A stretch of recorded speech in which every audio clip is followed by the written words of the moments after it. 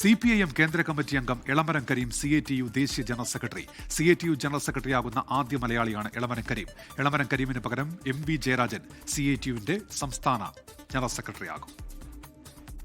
വിശാഖപട്ടണത്ത് നടക്കുന്ന 18ാം CATU അഖിലേന്ത്യാ സമ്മേളനമാണ് എളമരം കരീമിനെ ദേശീയ ജനറൽ സെക്രട്ടറിയായി തെരഞ്ഞെടുത്തത്.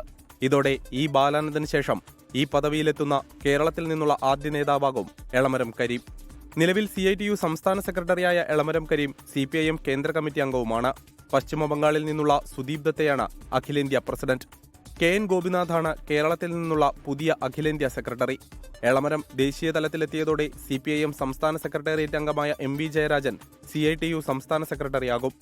VS അച്യുതാനന്ദൻ സർക്കാരിന്റെ കാലത്ത് വ്യവസായ മന്ത്രിയായിരുന്നു എളമരം കരീം. പിന്നീട് CATU ചുമതലകളിലേക്ക് മാറുകയായിരുന്നു.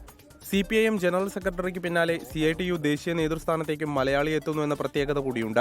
5 ദിവസം നീണ്ടുനിന്ന അഖിലേന്ത്യാ സമ്മേളനം തൊഴിലാളി മഹാറാലിയോടെ ഇന്ന് സമാപിക്കും. 24 തിരുവനന്തപുരം.